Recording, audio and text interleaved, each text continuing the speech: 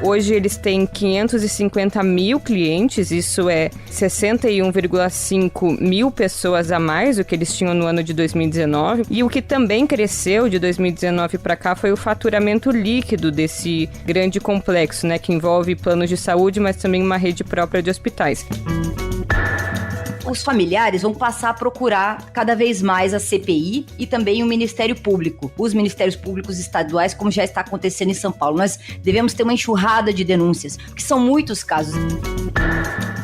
Lógico que depois da reforma trabalhista, previdenciária, terceirização, depois da automação, robotização, né, do desemprego, a metade da população economicamente ativa do Brasil está desempregada ou na informalidade ou no trabalho intermitente ou desalentada. Isso é uma tragédia nacional e social. Oi pessoal, estamos chegando ao 10º episódio do 3x4, o podcast de política do Brasil de Fato. Eu sou Igor Felipe e trago os assuntos da semana. Estou aqui hoje presencialmente, com todas as medidas de segurança, com Zé Dirceu e Juliane Furno. Olá! Olá! E pelos meios digitais com Carol Proner. Oi Igor, oi pessoal! Hoje nós vamos falar sobre o escândalo da Prevent Senior a partir das revelações na CPI do Senado e também dos desafios para as organizações de esquerda para mobilizarem os trabalhadores. Bora lá! E o relato foi o seguinte, de que pacientes cuja internação tivesse mais de 10 ou 14 dias, a esses pacientes o procedimento indicado era a redução da oxigenação, ou seja, eles iam reduzindo o nível dos respiradores. Eu não considero isso como sendo um tratamento paliativo, isso foge das práticas paliativas. Esses pacientes, segundo informações dos médicos, eles evoluíam para óbito na própria UTI, então você tinha uma liberação de leitos. A expressão que eu vi ser muitas vezes utilizada é: óbito também é alta. A normalização de absurdos tem sido a nossa rotina no Brasil desde que Bolsonaro e sua gangue ocuparam o governo federal. Notícias falsas e a verborragia típica do presidente não faltam e já estamos acostumados. Mas hoje vamos tratar de um assunto, infelizmente, que é um absurdo que não está na esfera das fake news e que mexe com algo muito precioso, que é a vida das pessoas. Eu estou falando das graves denúncias que vieram à tona no escândalo envolvendo a rede de hospitais Prevent Senior, que está sendo investigada na CPI da pandemia, depois das revelações da advogada Bruna Morato. A rede de hospitais realizou experiências do chamado tratamento precoce, com medicações sem comprovação científica, de acordo com uma advogada de um grupo de médicos. Houve também a manipulação de informações sobre a causa de mortes nos atestados de óbito e até mesmo protocolos de redução de oxigênio nas UTIs de seus hospitais. E para a gente poder se aprofundar, vou iniciar aqui com a Juliane. Juliane, tem muita dúvida, né, do que é esse grupo, né, Prevent Senior, né? Se é um plano de saúde, se é uma rede hospitalar. Então a gente queria, para iniciar aqui o nosso debate, que você fizesse uma radiografia, né, do que é o grupo Prevent Senior. Bom, Igor, acho que é bom mesmo começar contextualizando de quem a gente está falando, para depois, inclusive, tecer considerações, né, sobre o que representa esse escândalo e sobre a necessidade também, mais uma vez, de separar um pouco o que é a gestão desse processo e o que são os danos, né, da gestão, né, separar um pouco a pessoa física da pessoa jurídica. Mas a Prevent Senior é um pouco de tudo isso, né, ela é uma empresa que foi criada em 77, inclusive ela reza muito aquela cartilha, né, de dois irmãos que começaram primeiro com uma ambulância, um era médico, o outro dirigia e foram construindo, né, um grande império que hoje tem mais de 10 hospitais e 30 unidades de atendimento. E tem uma curiosidade que é esses dois irmãos, né, além de serem irmãos e os construtores da Prevent Senior, eles também fazem parte de uma banda de rock, a Dr. Febs, que inclusive tocou tanto no Rock in Rio quanto no Lollapalooza, e eles dizem, né, abertamente que tocaram nesses dois festivais, embora não sejam uma grande referência no rock, porque são os principais patrocinadores, né? Acho que isso diz bastante sobre literalmente a frase quem paga a banda escolhe a música.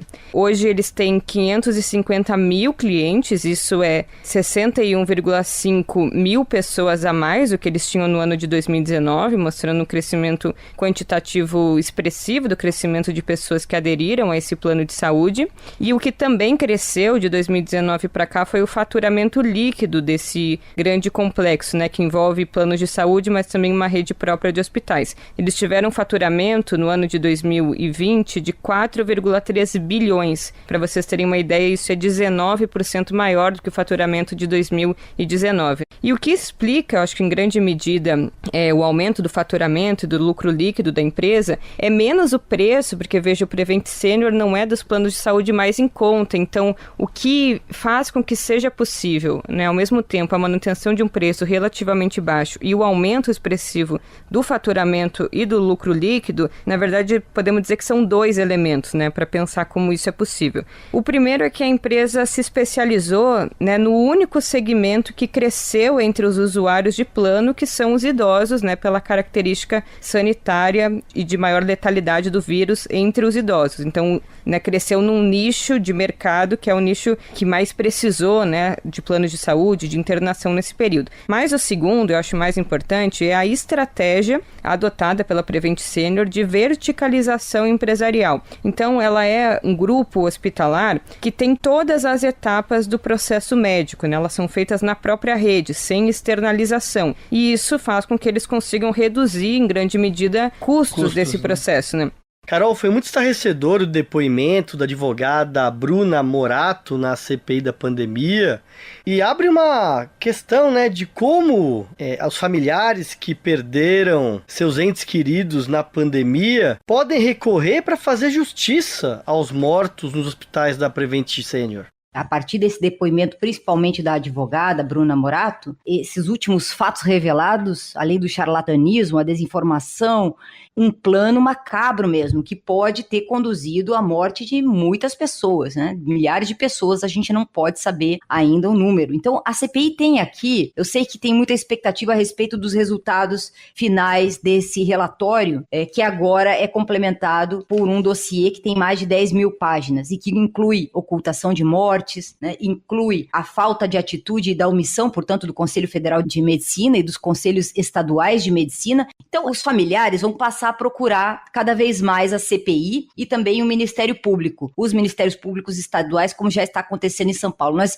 devemos ter uma enxurrada de denúncias, porque são muitos casos. Eu tenho um caso na família de uma pessoa próxima à minha madrinha, tia, portanto, parente de primeiro grau, que sofreu as consequências de eu posso dizer, um charlatanismo desse, recebeu a medicação, acabou falecendo. Nós ainda estamos investigando porque a família tem muito pudor de falar disso. São muitos casos. Um dos casos que me chamou muita atenção recentemente, que saiu na Globo News ontem, dá conta da utilização, além dos 8 medicamentos desse plano macabro, também da flutamida, que é um medicamento específico de combate ao câncer de próstata, que foi usado numa paciente, uma paciente já desenganada. Ela primeiro procura o hospital da Prevent Senior, tinha esse plano, consulta, faz uma consulta telemedicina, depois recebe o kit Covid, piora, vai ao hospital e vai para a enfermaria. No lugar da internação, ela recebe flutamida. A família foi consultada, disse que não gostaria de usar esse novo medicamento, essa inovação, mesmo assim ela recebe e depois piora e evolui para um caso de trombose e depois sepsemia, inflamação e contaminação por bactéria e acaba falecendo.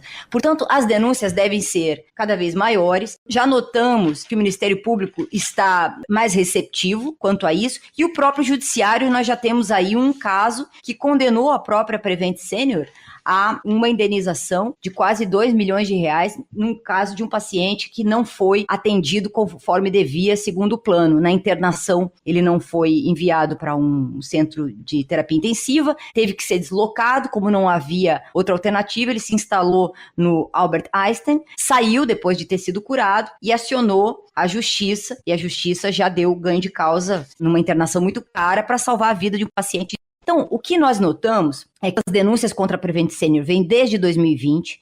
No início, o plano se negava a fornecer, inclusive, as EPIs, né, equipamentos de prevenção iniciais, máscara, gel, etc., para não gerar pânico, eles diziam. E depois é que eles utilizaram esse protocolo de manejo, esse kit COVID, com 8 medicamentos, segundo eles, precedidos de um estudo com pacientes e também, segundo a empresa, que não teriam falecido aqueles que não usaram a hidroxicloroquina, que pode causar arritmia, etc., eles negam que tenha havido óbito em decorrência do uso dessa medicação, excluindo a hidroxicloroquina. E essa informação é contestada pela advogada que representa os 12 médicos. Zé, esse tema ele abre também um debate de fundo, que é sobre esse debate sobre saúde pública e saúde privada, né? E no Brasil sempre teve essa ideia de que a saúde pública é de qualidade ruim e a saúde privada é de boa qualidade. Então isso tem a ver até com o debate sobre o futuro do nosso país, né? E como é que você vê esse debate da Prevent Senior à luz dessas questões mais gerais que há muito tempo se debate, e especialmente pensando na própria questão da fiscalização do setor privado e das leis para a gente conseguir ter um sistema de saúde que atenda a população?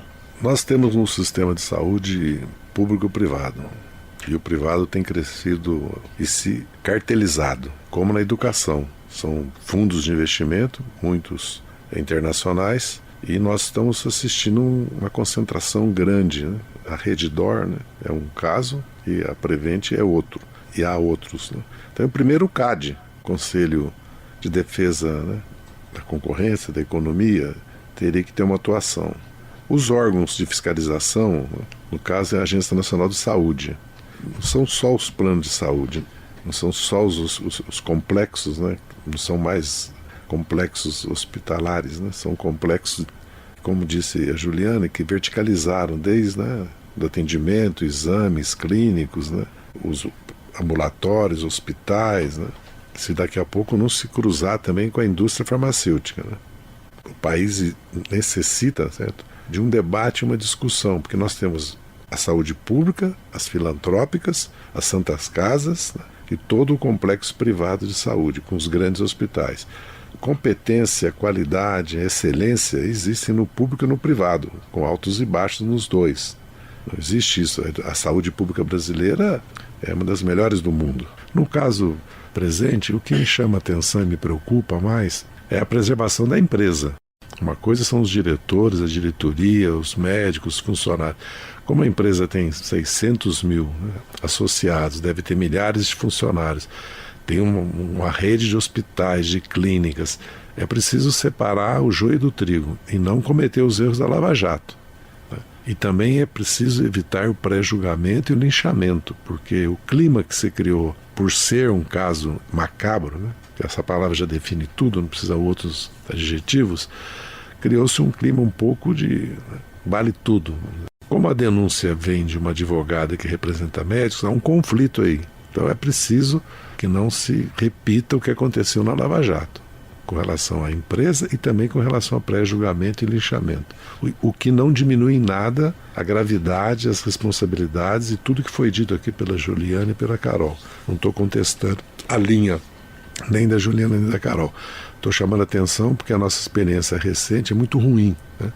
O setor industrial brasileiro da construção naval, o setor industrial de projeto, engenharia, o setor industrial da indústria pesada da construção civil foi liquidado no Brasil, né? Com repercussões em outros setores da economia, no emprego e no próprio crescimento econômico do país e no investimento e na imagem do país. Então eu vejo dessa maneira, certo? Assim, não me estender mais, certo? O meu ponto de vista é esse. É evidente que é muito difícil o país, vamos dizer assim, estatizar o sistema de saúde, né? Nós vamos ter que conviver com esses dois sistemas. Agora, os planos de saúde hoje não são mais só os tradicionais. Nós temos odontológico, oftalmos, cada vez vai haver também uma estratificação, né?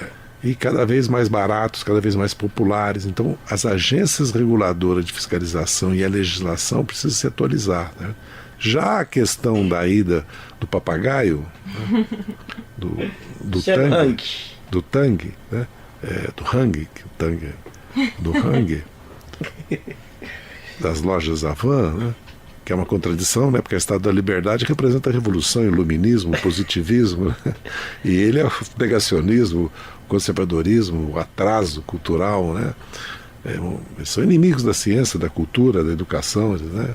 Eles temem a liberdade. Eles dizem que defendem a liberdade, mas eles temem a liberdade. Porque onde tem liberdade é na pesquisa, na cátedra, vamos dizer assim, na educação, né? Na ciência, cultura, na poesia, na música, né? No teatro, no cinema, nas artes plásticas, ali que tem liberdade. E sempre os regimes autoritários querem impor, né, uma arte plástica, um cinema.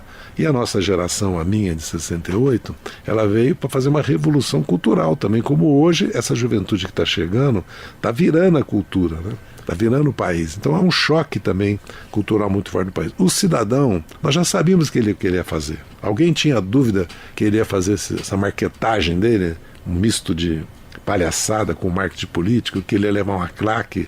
Discordando um pouquinho nesse aspecto, Zé, às vezes é necessário, eu entendo um pouco que os condutores da CPI tendo a confiar nessa clausura, nesse fechamento da CPI, de que é necessário trazer essas pessoas que vieram fantasiados, trazem seu fascismo, eu diria, fantasiado para a arena pública, que representa essa CPI, mas que é importante que sejam expostos até para não dizerem depois que não foram ouvidos ou que não tiveram a chance de se defender. Não só ele veio, como afirmou esse comportamento que é um comportamento criminoso. É muito triste tudo, né, no fundo, né? Muito trágico, né? Porque lida com vida de pessoas, numa situação muito sensível, famílias que acabaram atravessando essa situação e foi, de certa forma, aprofundado pela postura do presidente e da sua família, né? Até foi resgatado um tweet do senador Flávio Bolsonaro que dizia que o SUS devia ter se inspirado no tratamento realizado, de acordo com a doutora, nos hospitais da Prevent Senior, e ele dizia que estavam dando uma aula, liberando leitos de UTI em um momento que quase de colapso do nosso sistema de saúde, né? E bem, olha o custo trágico desse protocolo de atendimento que foi estimulado pelo presidente da República, inclusive foi lá que a gente debateu na semana passada na tribuna da ONU, falar em tratamento precoce. Os membros da CPI já apontam que haverá uma linha de investigação para entender a relação desse experimento macabro com o tal gabinete paralelo. Acho que não nos cabe aqui fazer nenhum tipo de linchamento, nem pré-julgamento. A gente está discutindo pela gravidade e pela consternação que gerou, mas esperamos que a CPI, os órgãos do Ministério Público possam investigar e chegar às conclusões, julgar quem deve ser julgado e tomar as consequências, preservando, claro, a empresa, os empregos, para que a gente possa fazer justiça, né, a todas as vítimas dessa situação.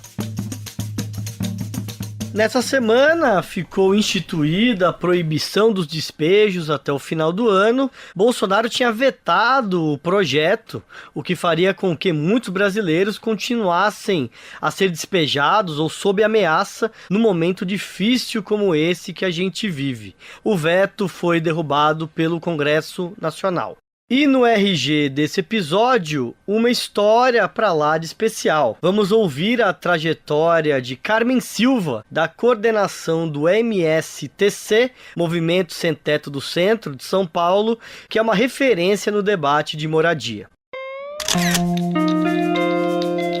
Sou Carmen Silva, tenho 61 anos, nasci numa cidade do Recôncavo Baiano chamado Santo Estevão. Eu atuo na área da moradia, sou líder do MSTC, Movimento Sem Teto do Centro. A minha luta é pelo direito à cidade e moradia digna.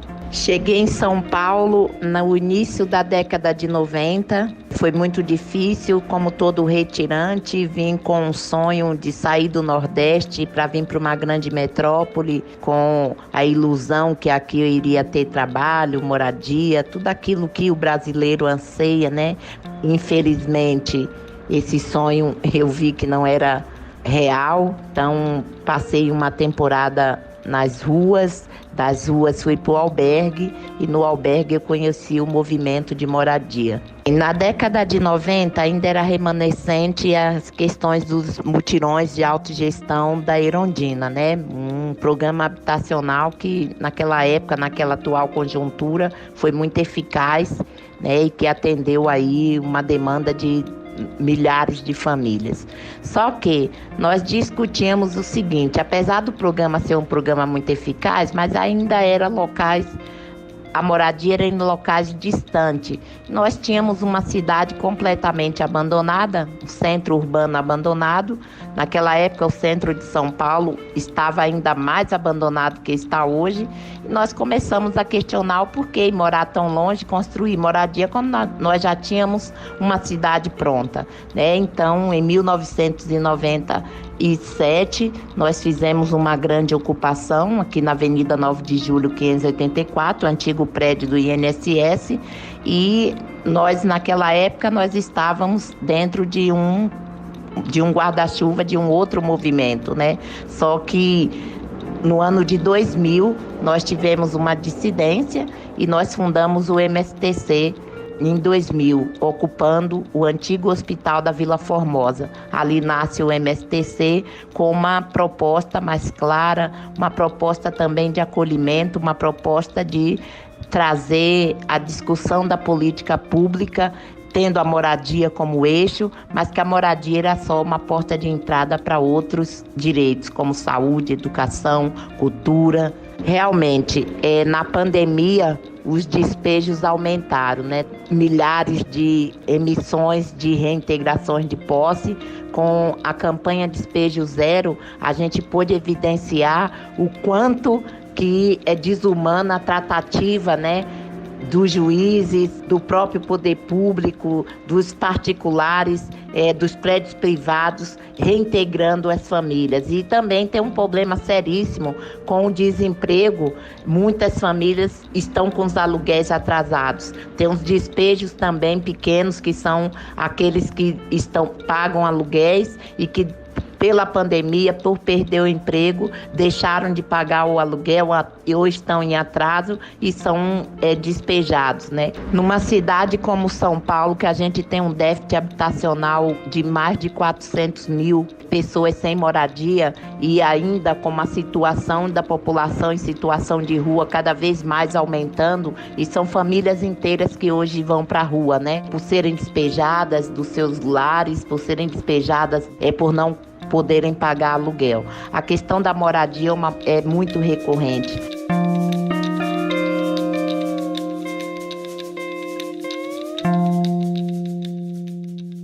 Quem quiser acompanhar a Carmen nas redes, ela está com o @CarmenSilvaMSTC. Gente, estamos iniciando agora o nosso Risca-Faca, no nosso segundo bloco. A gente vai tratar de um tema importante para a sociedade, tem a ver com a forma como os trabalhadores se identificam, os seus projetos políticos, sua forma de identidade. Então vamos agora ouvir o áudio da nossa convidada especial. Olá, meu nome é Camila Rocha, eu sou cientista política e sou pesquisadora. Junto com a professora Esther Solano, eu fiz diversas pesquisas qualitativas com trabalhadores, tanto pessoas, enfim, que votam no PT, pessoas que, enfim, estão decepcionadas, e a gente também fez muita pesquisa com eleitores do Bolsonaro, né? Eu queria perguntar para vocês se vocês acham que a esquerda deixou de conversar com os trabalhadores. Nós ouvimos a pesquisadora Camila Rocha, que coloca no centro da roda a relação da esquerda brasileira com o conjunto dos trabalhadores, historicamente um dos pilares da consolidação política da esquerda no Brasil, né? Hoje nós temos uma classe trabalhadora que é muito mais fragmentada do que anos atrás, né? Trouxe aqui até alguns dados, né? Nós temos em torno de 30 milhões de trabalhadores formais, né, com CLT, mas temos 35 milhões de trabalhadores na informalidade, 25 dos chamados trabalhadores por conta própria, né? Além de 7 milhões de trabalhadores subocupados, né, que por conta da nova legislação trabalhista, que não trabalham as horas necessárias para ter um básico de uma renda, além de ter 14 milhões de trabalhadores desempregados e 6 milhões de trabalhadores desalentados, né? Então hoje o diálogo das forças populares com os trabalhadores é muito diferente, muito mais complexo. Então a gente está trazendo aqui a pergunta da Camila Rocha, se a esquerda está conseguindo ou não dialogar com esse novo cenário da classe trabalhadora. Vamos iniciar com a nossa economista aqui, Juliane Furno. Olha, eu acho que a gente teve muitas falhas, né? A crítica muito contundente, assim, que eu faço às administrações petistas no governo federal, em geral, foi a negligência dessa dimensão da disputa mais ideológica. Então, eu acho que sim, num período que a gente tinha melhores condições e ferramentas para manter, né, ou ampliar a nossa hegemonia sobre a classe trabalhadora, ou, né, o nosso poder de generalizar a nossa visão de mundo sobre um conjunto maior dos trabalhadores, né, que teria ferramentas para isso, instrumentos, capacidade, políticas públicas. Na minha avaliação, a gente manteve um bloco partidário das organizações políticas em geral pouco mobilizados. Em primeiro lugar, eu acho que os nossos instrumentos sindicais não estão preparados, né, para lidar com esse novo perfil de classe trabalhadora que já não tem mais uma identidade corporativa muito consolidada, né? Em geral, tinha ali o trabalhador que era metalúrgico, era do serviço público, tinham categorias, né, que fazia sentido ter sindicatos por categorias. Hoje, me parece que pautas mais ligadas à classe, né, ou a reivindicações mais gerais, fariam mais sentido. Então, já que também caiu o imposto sindical, que colocasse por terra a própria unicidade sindical e fizessem grandes sindicatos, né, por macro setores e não por categorias profissionais. Porque, veja, um trabalhador intermitente, ele às vezes é do serviço, às vezes é do comércio, ele não tem uma categoria consolidada, mas ele tem uma pauta enquanto classe trabalhadora.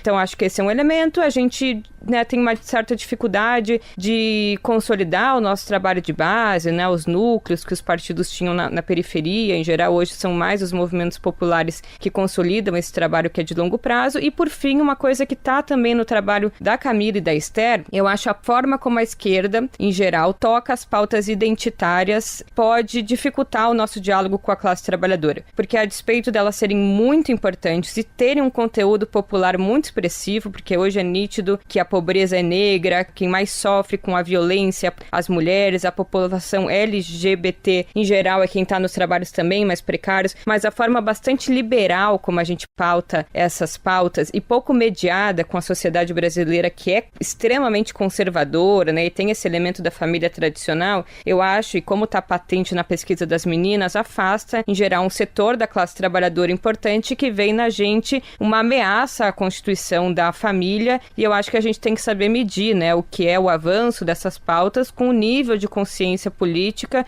e o nível de diálogo que a gente tem que travar para que isso tenha mais um conteúdo de classe do que só um espetáculo liberal, individualista, que em geral tem pouca relação assim com o que é a particularidade própria do povo brasileiro. Se a gente quer ter esse tipo de representação, eu acho que essa pauta também precisa sofrer aperfeiçoamentos. Muito bem, então estou entendendo que a Juliane acha que de fato a esquerda está com dificuldade por diversos motivos. E outra coisa, desculpa, rapidinho, com certeza as mídias, né? Eu agora que estou no YouTube não podia deixar de falar sobre isso. A gente demorou muito para entender que parte importante da luta de classe, da disputa política passa nas redes sociais, né? A forma popularizada, principalmente com que o WhatsApp chegou na família brasileira. Então, acho que a gente tem corrigido isso, mas é um elemento que precisa estar no radar, né? Que a direita aproveitou muito para fazer disputa na propaganda, formar ideologicamente muita gente nas redes sociais, especialmente no YouTube, e a gente precisa, acho que, tirar esse atraso, né?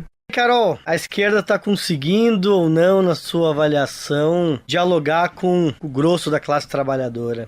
Antes de tudo, nós temos que reconhecer, e a Juliane falou muito bem, que nós sucumbimos a uma reforma trabalhista que enfraqueceu, evidentemente, as garantias e a representação. A representatividade sindical, dos sindicatos que representam a classe trabalhadora no sentido mais tradicional, a partir da alteração das fontes de custeio. Mas essa é uma mudança, por exemplo, nós temos perto dos 130 países que têm reformas parecidas com a que nós tivemos aqui no Brasil. Uma tendência, portanto, mundial. E que no Brasil, como diz Rubens Casara, esse importante jurista aqui do Rio de Janeiro, juiz também, juiz criminal. A tradição autoritária no Brasil é a crença de que o uso da força resolve os mais variados problemas sociais. O uso da força autoritária, seja a partir de qualquer poder. Portanto, a pós-democracia se instala facilmente no Brasil no sentido de não precisar pactar com direitos e garantias e, portanto, o exercício dos poderes não encontra mais limites. É o que Ferraioli chama de poderes selvagens, né? Então, nós temos aqui um debate de fundo que é o debate do próprio capitalismo e que engloba o conceito de classe trabalhadora. Com a pandemia, eu quero chamar atenção na linha do que falou a Juliane também, que se tornou muito mais evidente uma nova realidade e que repercute diretamente na vida cotidiana, social e econômica econômica e política.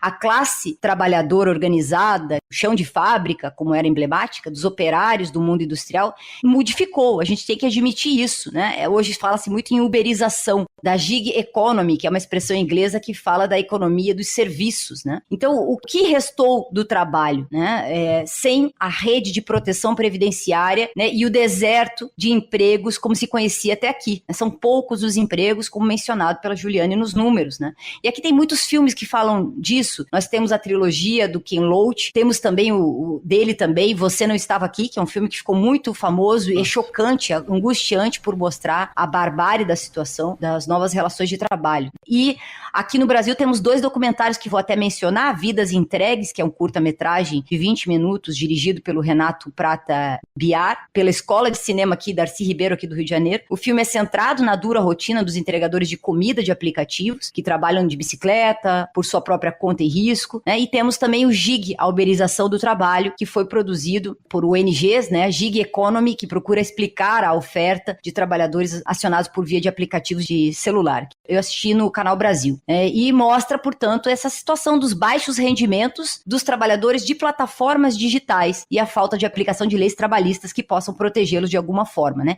Então, quem são os novos trabalhadores e como dialogar com essa nova classe trabalhadora, né? Entregadores de comida, bicicleta e de motos, que são por si situações vulneráveis, né? Professores de aulas particulares online, né? Produtores na área de música, das artes, web designers, locutores, faxineiras, empregadas domésticas, diaristas que já vinham numa situação de precarização sempre desde que o mundo é mundo, né? E cabeleireiros, manicure, pessoas que perderam o emprego por conta da pandemia. Então, nós temos aqui uma quantidade de pensadores planetariamente enfrentando essa questão. E aí, Zé, isso é um tema polêmico, mas é um tema que de fato mexe com as questões relacionadas aos desafios, né, das forças populares, dos partidos, né? E aí, você acha que a esquerda está conseguindo dialogar com os trabalhadores ou... Se nós tomarmos o Lula como símbolo da esquerda, está, né? Porque nós temos o Lula com quase 50 milhões de votos, né? E se tomarmos também que nós vencemos 4 eleições e só nos tiraram do governo pela força. Lógico que depois da reforma trabalhista, previdenciária, terceirização, depois da automação, robotização, né, do desemprego, a metade da população economicamente ativa do Brasil está desempregada ou na informalidade ou no trabalho intermitente ou desalentada. Isso é uma tragédia nacional e social, fora a questão da fome e da própria pandemia, né, da perda de quase 600 mil vidas humanas, e são dezenas de milhões de brasileiros que perderam seus seres, né, porque são amigos, a família, os vizinhos, né, o clube de futebol, né, os amigos, os vizinhos, as comunidades. Então nós temos que olhar isso por esse lado, que houve, na verdade, uma repressão sobre a classe trabalhadora organizada, politizada, progressista, inclusive com o fim do imposto sindical, que o objetivo foi esse, tirar dos sindicatos recursos. Houve um seu empobrecimento, sua dispersão.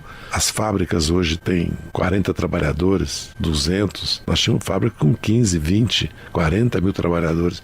Hoje tem 3 mil, 4 mil, porque a robotização chegou e vai chegar a inteligência artificial, 5G. Então o mundo do trabalho não existe mais. Então nós demoramos muito de perceber isso. Primeiro, como a Juliane destacou, não percebemos o papel das redes. Segundo, não percebemos que a classe trabalhadora está nos bairros, está nos territórios. Ali todos estão, não tem como não estar. Ninguém mora em São Paulo, ninguém mora em Piracicaba. As pessoas moram num bairro, numa comunidade, né, numa cidade. Lógico que tem a identidade de classe, a identidade profissional, a identidade, né, familiar, né, de região. Às vezes eu nasci em Minas, nasci em São Paulo, nasci no Ceará. Mas o que conta é a vida comunitária, a vida familiar, a vida social, né? Os sindicatos não podem mais ser, a Juliana já falou isso, como eram antes. Eles têm que ser sindicatos, não é uma categoria só. E tem que estar no bairro.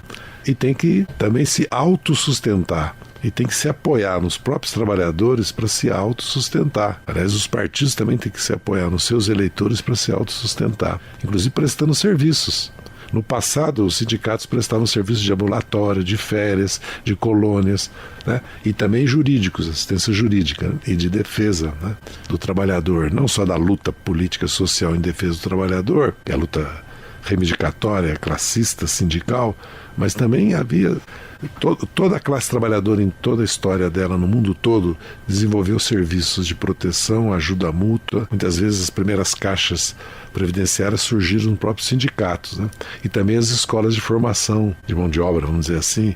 Também, aliás, o SESI, né? Toda a estrutura do sistema S na indústria, no comércio, nos transportes e também até na agricultura. No fundo, são os sindicatos patronais, apoiados em impostos que são universais, né, deveriam fazer parte do orçamento da União, que criaram um sistema de profissionalização, né, de educação profissional no Brasil fantástico, né? O Lula, inclusive, se tornou torneiro mecânico numa escola, o Senai, né? Então eu vejo assim, que realmente nós estamos atrasados, né? Assim a gente vai encerrando o nosso quadro Risca-Faca. Hoje diferente, mais do que expor aqui as diferentes opiniões da nossa bancada, mas trazer um tema polêmico, importante, um desafio que as forças populares, os partidos e os sindicatos, a esquerda têm pela frente.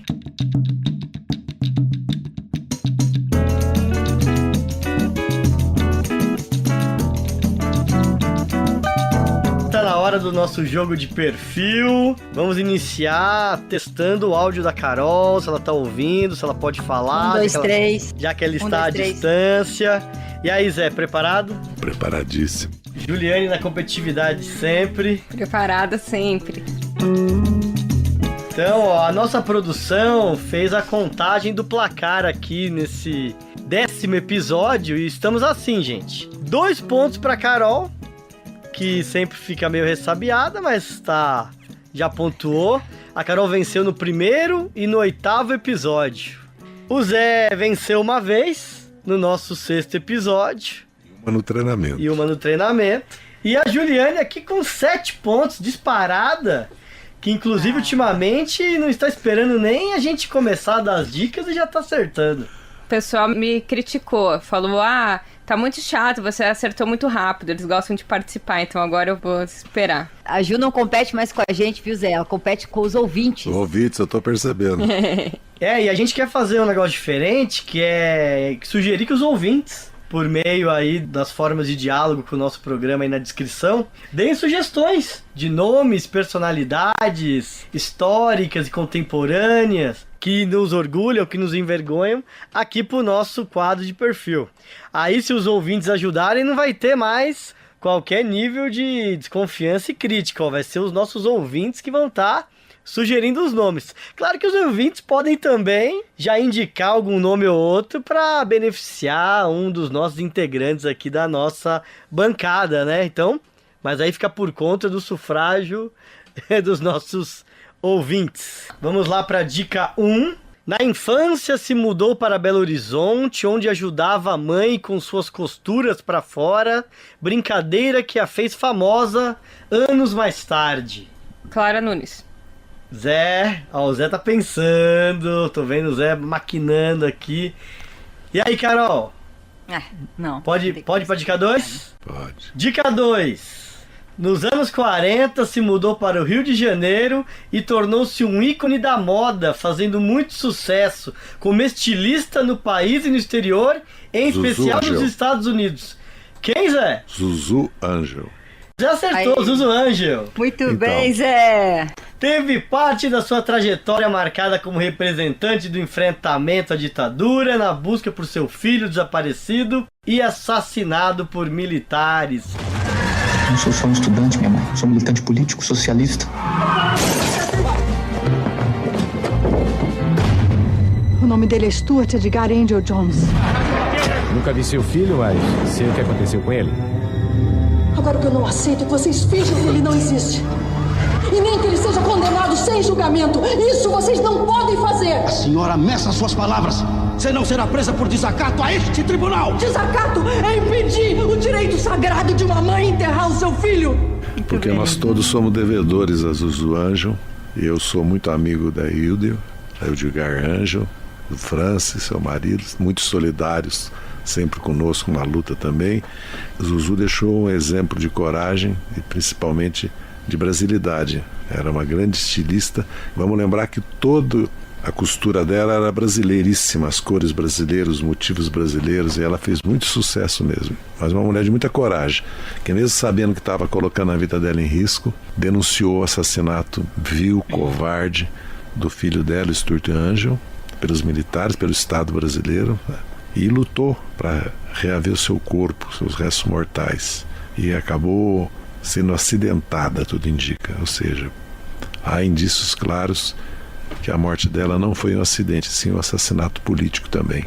Por isso que nós preservamos, aliás, é um filme fantástico, né, sobre a vida dela, e também, tanto a Edgar como todos nós, sempre estamos recuperando a memória da vida, da obra e da luta da Zuzu Angel. Ainda mais um momento desse, que a gente tem um presidente que faz propaganda da ditadura militar. Da tortura. Da tortura. É importante relembrar essas figuras que lutaram pela democracia e pela liberdade. E você sabe que a gente, recentemente o Chico Buarque fez um programa com a Hilde, recordando vários episódios dessa época, Zé, e também uma dramática carta que a Hilde deixou para o Chico, e que depois ele distribuiu para outras 2 pessoas, depois fizeram várias fotocópias e essa carta girou. Esse crime teria sido um crime da ditadura, né? Ela anunciou isso num bilhete que deixou antes de morrer. Então é muito triste, porque ela já sabia que seria vítima de uma coisa brutal como essa, né?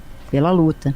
Mas é isso, em memória da Zuzu, quanta coisa nós temos que fazer, né? E quanta luta foi feita e ainda persiste, porque, de certa forma, a morte dela continua sendo um mistério e se conecta com o autoritarismo que a gente vive nesse momento. Não deixa de ser também um problema da transição mal feita que nós tivemos da ditadura militar, o que nós vivemos hoje, né? No quadro Recebidos de hoje, a gente tem uma mensagem muito especial de um ouvinte. E antes de colocar a mensagem para tocar, eu queria aqui relembrar que a gente adora receber os comentários de vocês nas redes sociais, principalmente quando eles chegam na modalidade de áudio, que aí a gente pode compartilhar aqui as nossas impressões de vocês com a nossa comunidade do 3x4, fica mais legal ainda. Então a gente vai ouvir agora o áudio do Leonardo Melgarejo, que é engenheiro agrônomo lá de Porto Alegre. Inclusive eu conheci ele não deve lembrar de mim, porque eu era quase uma criança na época, mas vamos colocar aí para tocar, um grande parceiro do MST.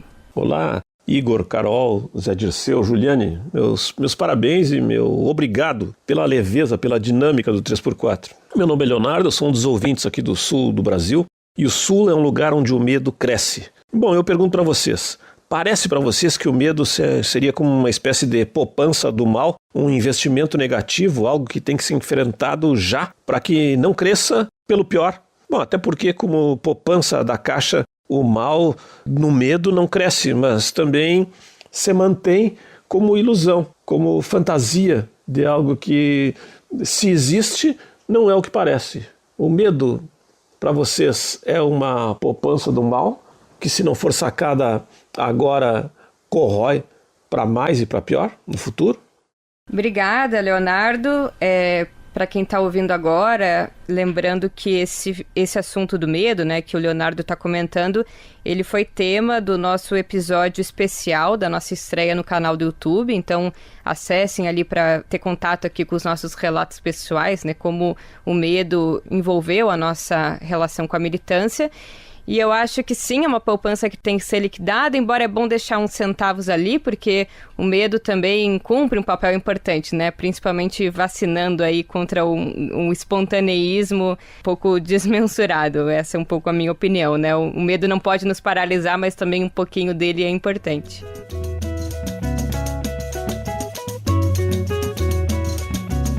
Esse foi o 10º episódio, gente, do nosso podcast 3x4, um retrato do Brasil.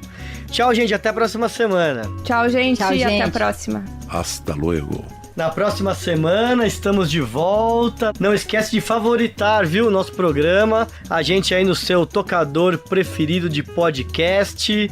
Indica para aquele seu amigo que gosta de política ou que quer entender melhor, para ter uma referência aqui no nosso programa. Eu sou Igor Felipe e esse podcast tem a participação de Zé Dirceu, Carol Proner e Juliane Furno. A direção do podcast é da Ana Flávia Marques, o roteiro é da Cláudia Rocha, a trilha sonora original é da Alejandra Luciani, a edição e sonorização são do Emerson Ramos. Na TVT tivemos apoio na técnica de operações com Alexandra Limari, na direção de TV Eduardo Quirino, diretor de câmera Adilson Freitas, operador de áudio Alexandre Seles e técnico de som Otávio Gabriel.